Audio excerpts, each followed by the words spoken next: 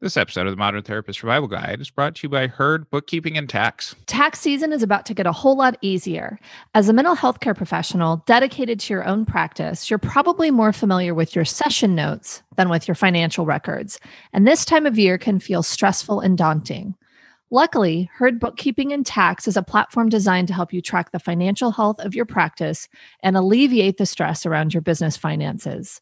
Built specifically for therapists, Herd offers affordable bookkeeping services, personalized financial reporting, and tax assistance to ensure clinicians make the most of their business. Schedule your first consultation at joinherd.com. That's joinherd, joinheard.com. You're listening to the Modern Therapist Survival Guide, where therapists live, breathe, and practice as human beings. To support you as a whole person and a therapist, here are your hosts, Curt and Katie Verneuille. Welcome back, Modern Therapists. This is the Modern Therapist Survival Guide. I'm Curt Widhelm with Katie Verneuille, and occasionally we hear from you, our listeners, about things that we should address, things that we may have missed, things that we may have thought that we hit on and didn't. And some combination of those things here is today's episode. A couple of months ago, we had done an episode on pregnancy as a therapist.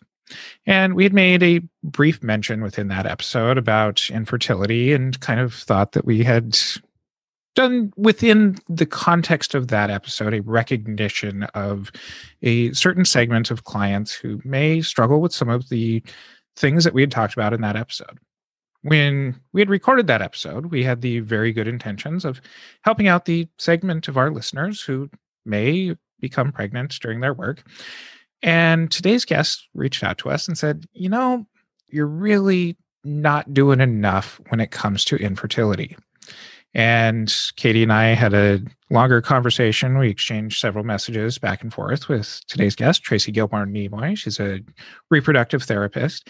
And we really recognized that, we missed the boat. So very thankful to have somebody help bring that boat back to us and bring the boat back to us. Okay, we missed the boat. Yes. So bringing the boat back. Thank you so much for joining us, Tracy. Yeah, thank you for having me. Happy to bring the boat back with you guys, and just thank you so much for being so receptive and open to that feedback. I'm really excited to be here. Well, and I think for me, and even as I'm talking, I'm deciding how much I'm going to say because it is a very personal topic to me. Yeah. Curt, you said that we thought we had covered it, but I didn't. And I realized even in the episode that I was remaining silent and not addressing things that I needed to address. I didn't feel like I could say anything because I would then be disclosing my own infertility journey. And I feel very bad that we didn't cover it. And so I didn't expect to get emotional right from the beginning. Maybe I should have practiced. I felt so relieved when you reached out to us and said that, because it validated my experience of feeling like we had missed something, that we hadn't said all the things, that it was something that we had allowed to stay silent. And it was something that actually, as you and I talked about, ended up in my therapist's office. So thank you very much. And it was something where we were able to talk through why I remained silent, why even though I am someone who likes to talk about really hard conversations and about people who are often marginalized, I did not disclose my own fertility journey. I did not disclose my own struggles in this area, nor did I make sure that we addressed it in that conversation. And so I'm going to quickly turn this over because I don't want this to be about me, but our conversation was very powerful. And I really want, and I'm very pleased that you were able to join us and talk about not just infertility, which I can join in and talk about that, at least as far as the gaps in services, but also in pregnancy and infant loss and how much as a society we are silent on these topics and oftentimes extremely, I'm not thinking of the right word here, but just insensitive to that journey and dismissive of that journey. And so thank you so much for being willing to speak up, because as I listened to the episode again, I realized how triggering it was and why I did not speak up.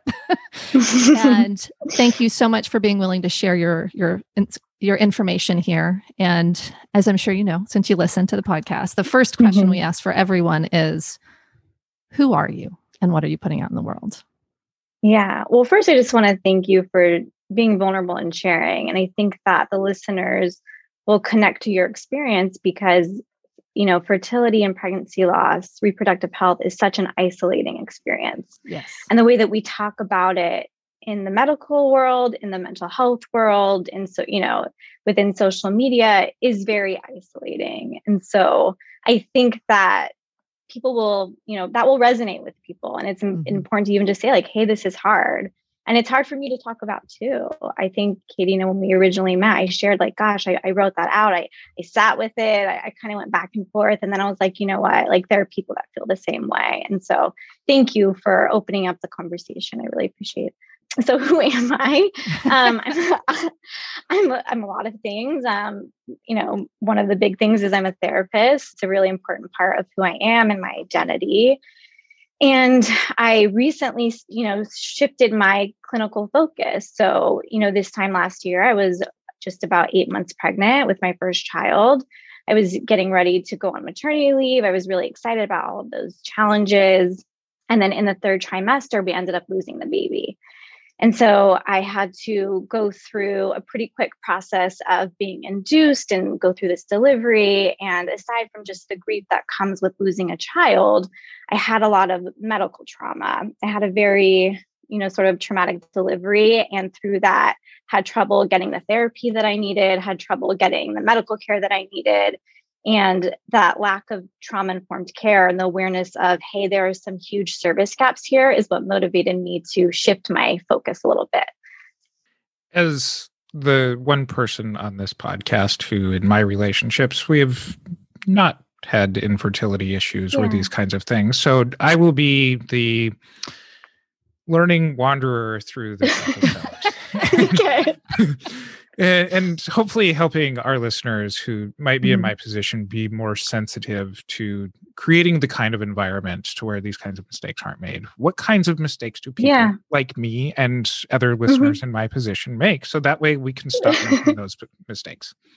Yeah, thank you for asking. And I do think, too, it's important to mention that I don't think there's malintent. I don't think doctors have malintentions. I don't think therapists, I don't think people, we just don't know and we don't talk about it. So it's hard to know. So I really appreciate you asking.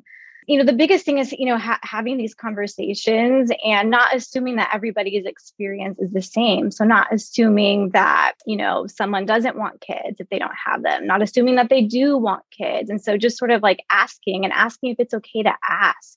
You know, we ask so many of these personal questions and, you know, sometimes people don't want to talk about them. It's not their business. And so I think just opening up the dialogue is the biggest way to learn and change that. It's so interesting that you say that, because I think I've gotten very snarky in that response, you know? Yeah. And I won't go into it because it's, you know, I'm not in therapy right now. But I think kind of magnifying that, I think that there is a privateness to whether it's infertility, miscarriage, pregnancy loss, infant loss. And I don't know if there's preferred terms there because I actually did not go into that because I didn't feel like I could treat clients. And it seems like you've been able to make that shift pretty quickly. And so that's very impressive. But I think that there's such a privacy that there's a lot of assumptions made about whether someone is a parent, whether they should be a parent. And I appreciate you saying that because I think that there's so much that can be triggering with that. You know, asking a question like, oh, do you have kids? Is a question that everyone asks. And it can be very triggering. Right. And in your case, and I don't know how much of your story you want to tell, but very traumatizing to think about that. Yeah. I mean, I remember even because it took us almost a year to get pregnant and people would be like, oh, well, when are you going to have kids? And like, I'd be like in my head, like, oh my gosh, like I desperately am trying to have kids, But it's like, I just met you. Like, why are you asking me that question? Like, it's it's like so weird. It's like, hi, how are you? When are you having children? Like, I would never ask that to someone. It's so weird. And then it is weird too, like now being asked a follow-up question of like, oh, do you have kids? And I always say, yes, I do. And I'm like, I do respond sort of like in a snarky manner too. And my husband is sometimes like horrified by that. I'll be like, oh, well, my baby died because, I'm not stripped of the title of being a mom because she's not here with me. I think that's the other thing too, is people always say like when there's a loss, oh, you'll be a mom one day. And it's like, that's so dismissive of everything that I'm going through. It's so dismissive of my grief. Like if my parent were to pass, would you say you're not a child anymore? Like, no, I'm still someone's child. And so why do we do that in terms of like pregnancy and infant loss? It's so weird that we do that. So much of this is just kind of societal expectations as far as like you're of childbearing age. I sound like Dwight Schrute from The Office all of a sudden. Like I'm trying to, but there are these expectations of like, you're of this age. This is the normal conversations for anybody else, that because this seems to be so taboo, that there isn't any sort of roadmap other than like you either ask or you're completely silent, because somehow as adults, we don't know how to relate to each other unless it's asking about these societal expectations. Right. Yeah. And I think too, it's like in the way that we ask, like even in like a completely quote unquote normal trying to conceive period, pregnancy, delivery, and postpartum, those things are really, really challenging. I haven't met anyone who's had a perfect everything, but the way that we talk about these things is like with rose-tinted lenses. And that can be really harmful too. Like I'm working with a lot of women now who like have postpartum depression or anxiety, and they come and they feel so dismissed by providers because they should feel fine. They should be happy. They have a baby. And it's like, why are we assuming that this is like always happy, positive? Sometimes people feel miserable throughout pregnancy, right? They're still happy to be pregnant, but just that doesn't mean that it's still 100% perfect all the time. So it's not so much, I guess, that we can't ask, but it's like about how we ask, and are we asking the right questions, and are we being mindful and sensitive in the way that we ask? To me, the thing that comes up, and as I'm aging, I start thinking about the whole female journey and how so much of it is hidden. I am not yet entering menopause, but I don't know much about it. And it seems weird to me. And it's weird. And I know that's outside of the topic. So I will refocus, but I think it is in the topic.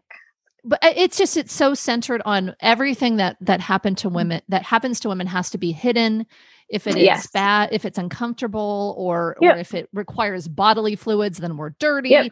Like it's just all of this stuff where it's something where we just can't talk about it. And pregnancy and bearing a child, which for a lot of societies potentially still are this way, but have been, that's the woman's purpose.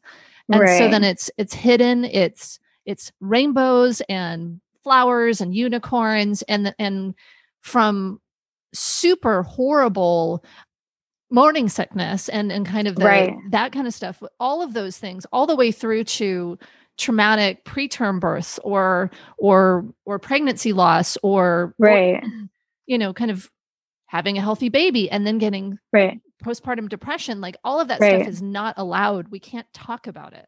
Yeah. And it's such an issue because we're not taught about things that we tend to experience. So it's like, we're not taught about menstruation. Like you're right. We're told that, don't tell anyone. They're called sanitary products, which implies that we are dirty. And then no one prepped me like, hey, here's what to expect during pregnancy. Here's what to expect during your delivery. Here's what to expect during your postpartum period. And so like, I went home and I was like sweating through the night. I mean, I had breast milk coming in and I was like, is this normal? Like, is something wrong with me? I had no idea. And every woman that I've spoken with that has gone through that is like, oh yeah, no one ever like taught me about that. You just learn from other women. And I was like, that's a problem. Like we need to talk about it. Problem. Yeah. I mean, how are we supposed to, do better if like we can't even talk about the normal stuff? Like then of course it's a reach to talk about the stuff that happens with loss or fertility challenges. Yeah. And I think the piece that is doubly challenging is that there's the societal stuff. Everybody is supposed to be married off with one partner. It's supposed to be hetero. And then it's also supposed to have kids involved. And if that doesn't happen, then somehow you're under a microscope. And why didn't you meet one of these milestones? And so that's okay. So that's kind of the societal element of it. Right. And then there's just therapists responding to this, or even or even gaps within therapist training that 100%. They're at least in our master's level programs here in California, this would seemingly fall under the human sexuality course, which is criminally short in the first place. Yeah. I don't remember this being a topic discussed at all within that program. Yeah. Yeah, I'm so glad that you said that, because I can share with you, I went to school in California too. I went to a very, well-known, accredited, by all regards, great program. And I did not receive one class in fertility, pregnancy, postpartum at all. I did not receive any training. And I received a pretty thorough training to kind of get a taster of pretty much each population, but this. And then I went through my own experience and had such a hard time finding qualified therapists. And I was like, oh my gosh, I have to specialize in this, because no one knows how to support these families, these people who are going through this. And I actually wrote a letter to my graduate program, to the dean. And I said, hey, the program is so great. Here's everything that I love about it. But I wanted to give some feedback about, an area that I think really needs more focus. We need to talk about these things.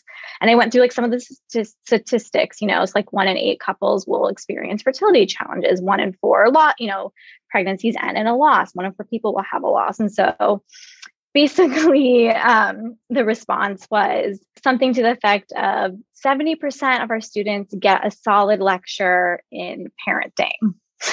Oh, dear. Oh, no. And it's parenting, first of all, is completely different. And it also just speaks to the message of we care about the baby and not the mom.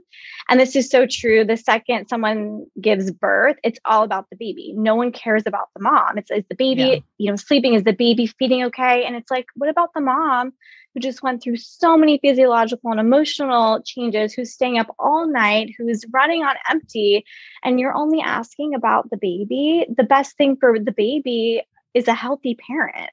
Yes. And so, I think there are gaps within education and training. And that's, with all providers, physicians, if we're not trained in it as mental health providers, you can bet physicians are not trained in it. Sure. And that was one of the biggest things too, is just the lack of trauma-informed care. I mean, I remember going for a follow-up visit and being placed in a room full of baby photos. I remember being congratulated by multiple providers on the birth of my child. I remember at the hospital, there wasn't a separate reading room for parents, like me, who were being induced for a stillbirth. So I was with all the happy parents, balloons, stuffed animals, smiles. I was wheeled out with moms holding their babies, and I was wheeled out without mine. So, just the way that we even support women who are going through a loss is not okay. It's re-traumatizing. People are re-traumatized, and I was re-traumatized consistently throughout the postpartum period. How do we fix this? I mean, this is really uncomfortable. So how do we fix it? Yes. I'm going into solution mode here, because I mean, in preparation of this episode, I did do some, I'm not coming into this completely blind.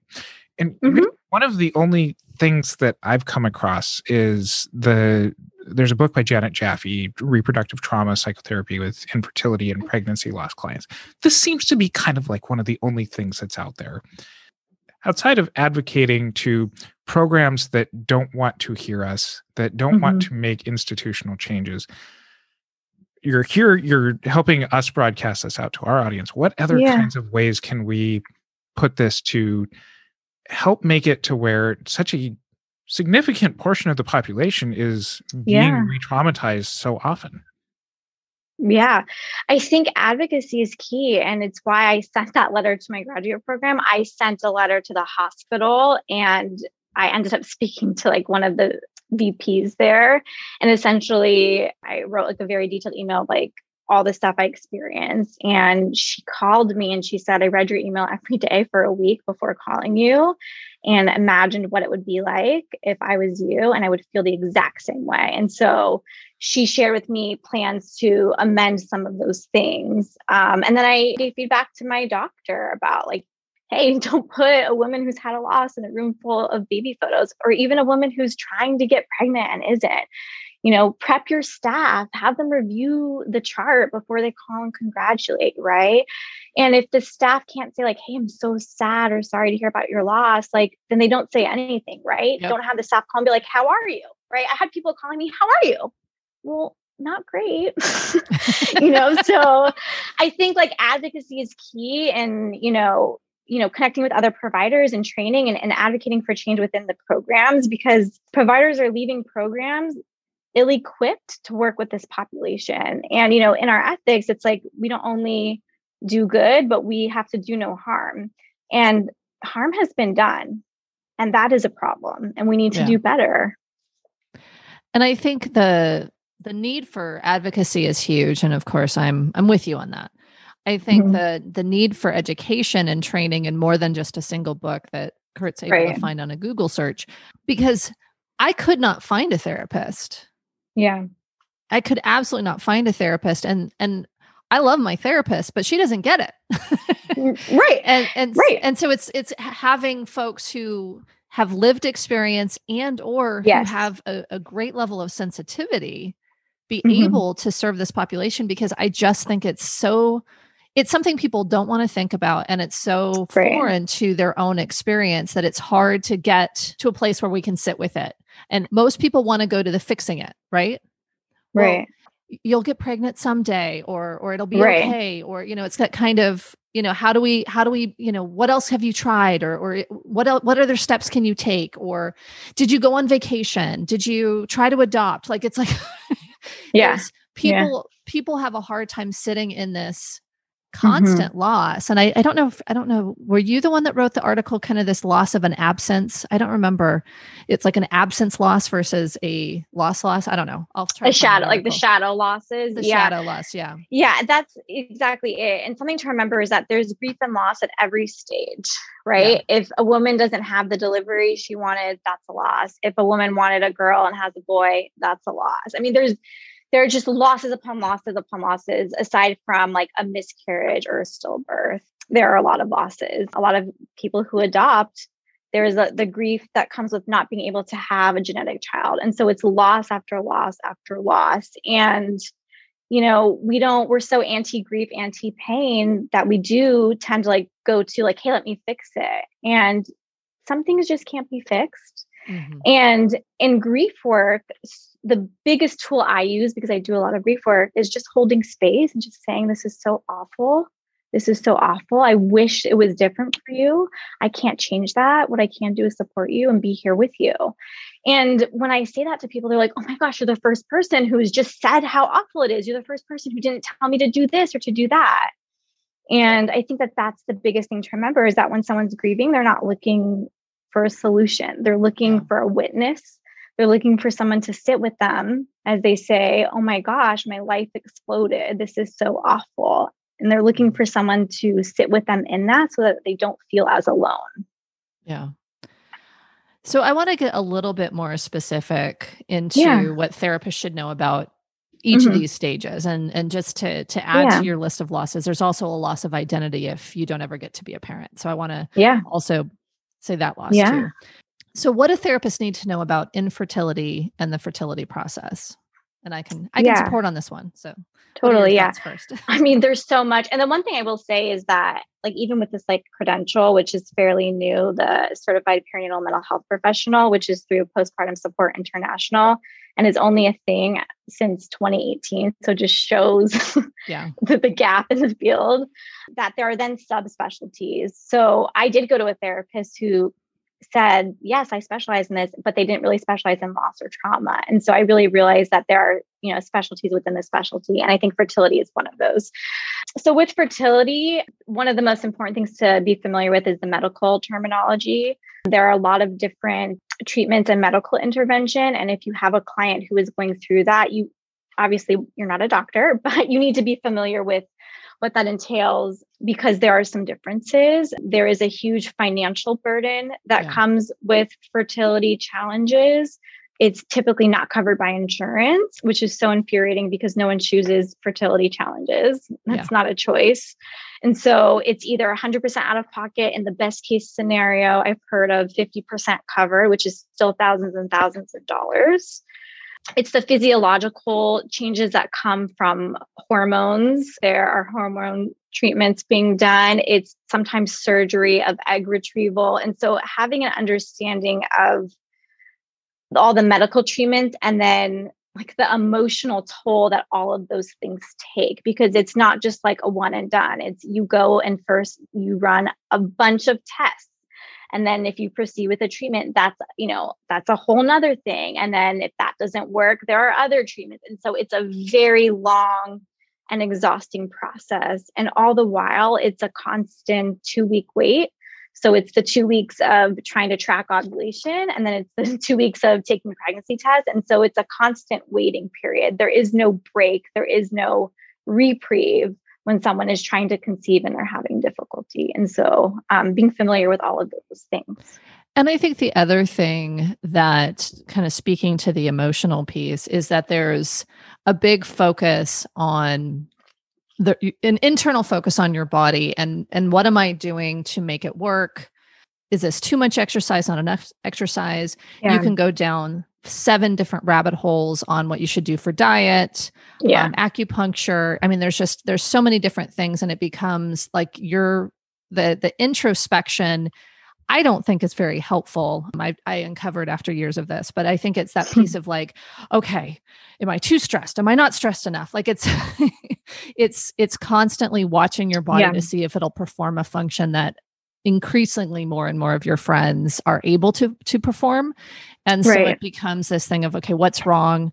And I think the other element that I think is really important is a lot of women have identity as mother or as being in the process of being mother. And I think, so then there's a lot of times people don't know what to do with women who have infertility. They oftentimes either see them as kind of frittering away their childbearing years and not getting pregnant, not knowing what's happening in the background, because most of us don't talk about it, or some sort of I'm going to be a child free. And there's a judgment if women don't want children that I think can also play into that. And this could also be a generational thing as I'm a little bit older.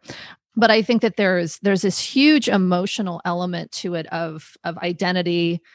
This is the infertility process is so focused on your body in a way that most people don't focus on in other times. There's an identity element because you're constantly in this waiting game of, will I become what I've been trying to become?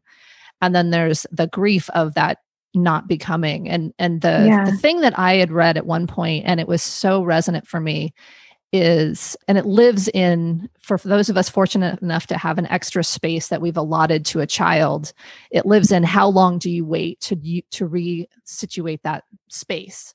How long do you keep the quote unquote, it's going to be the baby's room before you then turn it into an office or a guest room or like fully utilize that space? I think that's, kind of that picture of this space that is unformed and that's constantly, not filled is part of it. And so I think that is also important to recognize because it doesn't go away. I have a client where she and I have talked about that, where even past childbearing years, there's still that element of something that never got filled that was missing. Yeah. And there's so much pressure placed on women to have children and to do it within a certain time frame. Yes. I mean, if someone is 35 or older, we label that a geriatric pregnancy, or we call it advanced maternal age, which is terrible terminology. And the other thing is the message is your body was created for this. This is natural. Your body will know what to do. And so there's a lot of shame, and a lot of the responsibility and the weight is often on a female partner or the partner who is carrying. Yeah. And there's a lot of shame there because it's like, gosh, you see your friends, you know that your mom had a kid, and everyone is pregnant and having children, like, why can't you do it? And then you put your body through so much. And I always tell people who are struggling with fertility and or who have experienced a loss, I always say, like, the parenting doesn't start when you bring a child home from the hospital.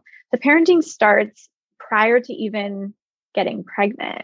Because when you're trying to get pregnant, you are oftentimes taking prenatals, you're tracking. I mean, you're doing all sorts of things to prepare. You might want to be in a certain place, in a certain place in your career. You might want to be in a certain financial situation. You might want to have a house, So there are things that we do to parent before that. And then there are things that we do to parent throughout pregnancy. And then, of course, after. And I think that that's really important to mention, because I think the energy that is put into this gets lost when people don't show up with a living baby. It's like, oh, you're not a parent, you didn't try, you didn't want it. And I think that that's important to mention. What do you think therapists need to know about pregnancy loss and infant loss? Yeah, one of the most important things to know is that even if there is a child that comes home, a healthy child does not replace a child that is lost. And so honoring that, understanding that that parent is grieving what they likely perceive as the death of their child. And so holding space for that, what can be helpful is helping people to explore traditions to honor that baby that's not here. So whether that's doing something on like the due date, on the delivery date, celebrating something on Mother's Day, it looks different for each person, but there are different ways to sort of honor that child. That's really important. Remembering dates is really important. So when I have a mom who comes to me and there's been a loss, I ask about when the due date was. I ask if there was, a surgery for delivery, or if there was an induction, so, a labor and delivery, or if the baby was delivered, vaginally miscarried. I ask what that date was, and I write those dates down, and I send them a message on those dates of like, hey, I'm thinking of you. Like, I know this date is extra hard, like, holding you close today, holding you and your baby close today. The language that we use. So immediately when I get a referral, because people will seek me out for this because they want a therapist who gets it. So I think that's part of the appeal. And the first thing I will say, because, it'll often come like either in a phone call or email, and, they list a lot of information. The first thing I say is, I'm so, so sad to hear about the loss of your sweet baby. Or I'll say son or daughter. I use whatever language they use, asking if there is a name, asking how they would like you to refer to their loss. So I always say, do you want me to say baby? Do you want me to say son? Do you want me to say daughter? Do you want me to use the name? And so asking those questions. And the other big ones too are just sort of like honoring like their role, like as a parent, if that feels right. If they don't identify as a parent, then, we wouldn't push that. But most of the time they do.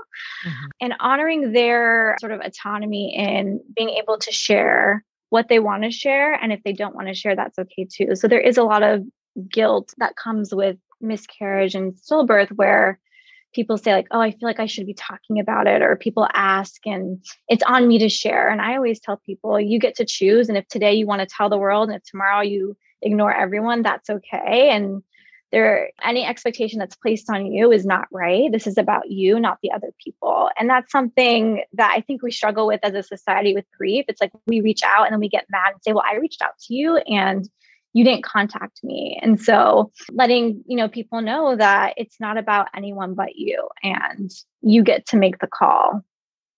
I think women have such a hard time focusing themselves. And I recognize I'm staying in a very gender binary, and I apologize for that. I'm very resonant with my own experience, but I think when someone is in the path to having a child, I think there's that expectation that we will always focus outward and not focus on ourselves. Like I've had to tell people very blatantly, like, I often do not go to baby showers. I just can't do it. Yeah. I will never go to one again. You have to support your friend. I'm like, I get that. I can support them in other ways. I don't need to show up to that specific event. And I think I really appreciate the conversation around people managing their grief in their own way. Yeah. I mean, I will tell you, I will never go to a baby shower again, because I had a baby shower and I had a nursery and I had to strip that nursery. So, it's just something that you don't think about. And I would never want someone to have to do that. So I would give a gift at the end. Yeah. Yeah. And then, also working with those who've experienced loss, a lot of the time they will try to get pregnant again.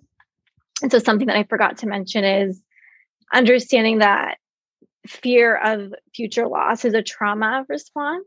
And so I see this a lot like in the networking groups where people post like, oh, paranoid mom is, stressed about losing a pregnancy. And then the first question I'll ask, is there a history of loss? Yes. I'm like, okay. Like understand. So I tell people like, it's normal to fear recurrent loss. I said, for you, this is not just a fear, it's a lived reality. Of course you are scared. That's okay. And so then it becomes about what can we do to support you, right? And a lot of times people say, well, I Google. And so it's like, okay.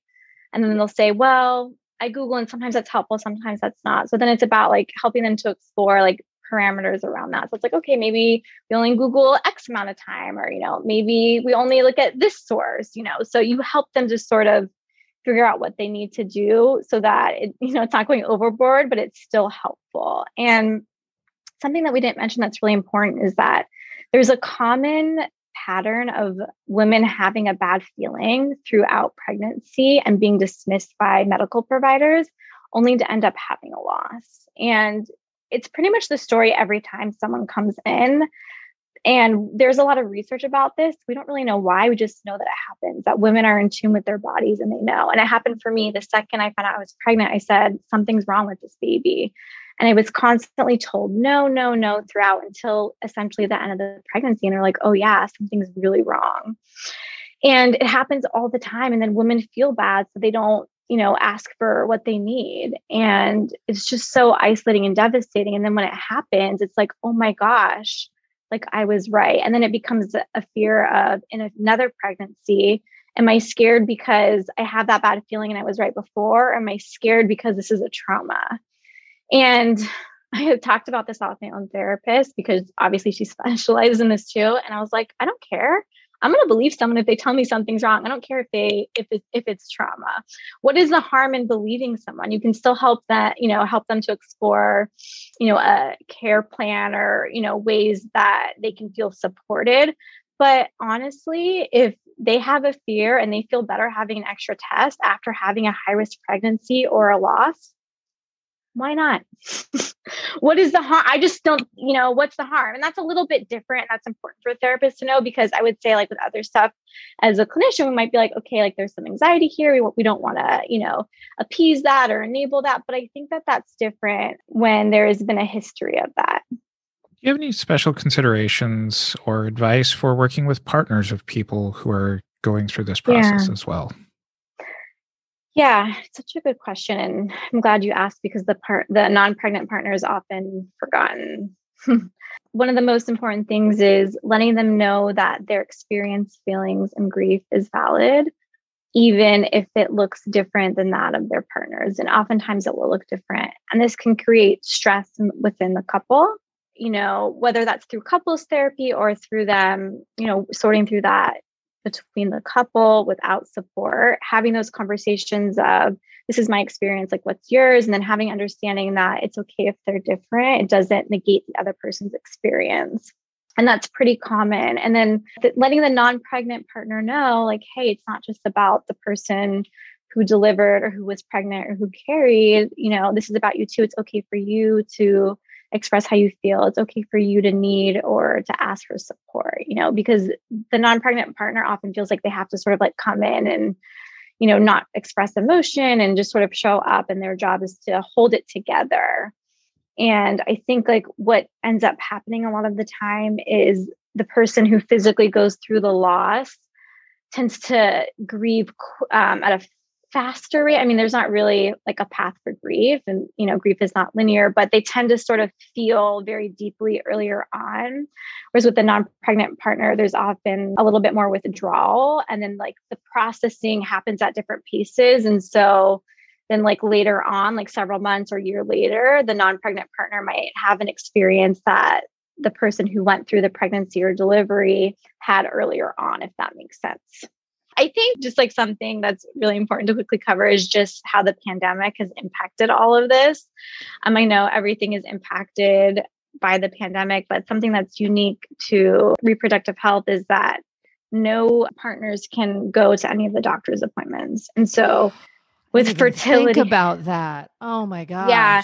So with fertility or loss, women are having to go alone. And there were several appointments that I had to go through alone. And just, the trauma, and if there's medical trauma that adds to it, and anytime there's been a loss too, any sort of reproductive appointment can be traumatizing. And so having to do those alone and not having anyone in the room is just so awful. And I understand, I'm all about wearing masks and being safe, but I do wish that we would make exceptions for reproductive health, because it's already such an isolating experience. And to have someone who is like going to the hospital for a D&C because they had a miscarriage, or to have someone who is going for fertility appointments, to not be able to have someone there with them is so awful. And so I just think it's important that I mention that. Thank you so much for sharing your knowledge today and for helping me to talk about my stuff too. Yeah. I really appreciate that. Where can people find you? Yeah. So the best place to find me would be on my website, which is tgntherapy.com. So it's just my initials. And then same name for my Instagram. And so I'd love to connect with people. So that shoot me an email, follow me on Instagram. And you're writing some pretty amazing blogs. So we'll also link to those blog posts in our show notes, as well as these others. Thank you. Yeah, I write a lot about my personal loss and grief and trauma. And the reason I do that is because I looked for stories and I couldn't find them. And I want people to know that if you find yourself here, you're not alone, and nothing is wrong with you for being here. And there are others, and we're here with you, and we're here to support you. And that's why I do it. We'll include links to Tracy's stuff in our show notes. You can find those at mtsgpodcast.com and continue these discussions. You can connect with us on social media. You can join our Facebook group, the Modern Therapist Group, and we're more than happy to take your feedback as listeners, as evidenced by today's show. And until next time, I'm Curt Widhelm with Katie Vernoy and Tracy Gilmour-Nimoy. Thanks again to our sponsor, Herd Bookkeeping and Tax. As a therapist, you're probably too preoccupied with your caseload to want to think about bookkeeping or tax filing. Herd Bookkeeping and Tax is a platform built specifically for therapists that helps you track and improve your practice's financial health. Regardless of whether you're a seasoned clinician or in your first year of practice, Herd will help you identify areas for growth and streamline best financial practices for your business. When you sign up with Herd, you'll work directly with financial specialists to track your income and expenses, file taxes online, and grow your business. You'll also receive financial insights such as profit and loss statements and personalized monthly reports. You can say goodbye to poring over spreadsheets and guessing your tax deductions or quarterly payments. Focus on your clients, and Herd will take care of the rest. Dr. Jennifer Kashani, a licensed clinical psychologist based in Los Angeles, says Herd has simplified and streamlined bookkeeping and best business practices in a digestible and accessible way. Having the foundation of Herd for my business has made myself and, in turn, my patients feel more solid. Plans begin at $60 per month and can be easily tailored to fit your business's financial needs. You can schedule your first consultation at www.joinherd.com. Thank you for listening to the Modern Therapist Survival Guide. Learn more about who we are and what we do at mtsgpodcast.com. You can also join us on Facebook and Twitter. And please don't forget to subscribe so you don't miss any of our episodes.